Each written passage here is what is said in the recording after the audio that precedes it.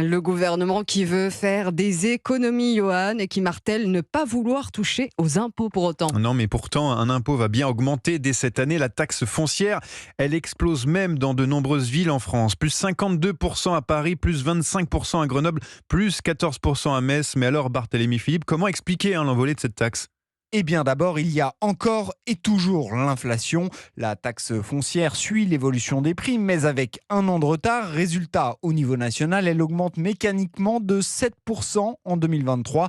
Pour le reste, ce sont les communes qui votent chaque année l'évolution des taux. François Ecal est ancien magistrat à la Cour des comptes. Pourquoi est-ce que les communes augmentent la taxe foncière ? Elles ont tendance à répondre parce qu'elles ont des dépenses qui augmentent, elles subissent l'inflation. La taxe foncière, elle augmente spontanément de 7%, c'est déjà pas mal. Globalement, les communes sont plutôt dans une bonne situation financière. Donc je pense qu'elles exagèrent un peu. L'autre argument récurrent des élus locaux pour augmenter la taxe foncière, c'est la suppression de la taxe d'habitation. Sa disparition prive les collectivités d'une manne financière, mais là encore, ce manque à gagner a été compensé. Les communes ont reçu des recettes en contrepartie et les intercommunalités ont reçu de la TVA pour le même montant que ce qu'elles ont perdu sur la taxe d'habitation. Donc je pense que c'est un mauvais argument. Et malgré tout, les communes n'ont plus que le levier de la taxe foncière pour augmenter leurs ressources. En 2022, elle a rapporté 37 milliards d'euros, soit un quart des recettes fiscales des collectivités locales. Les explications de Barthélémy Philippe du service économie d'Europe.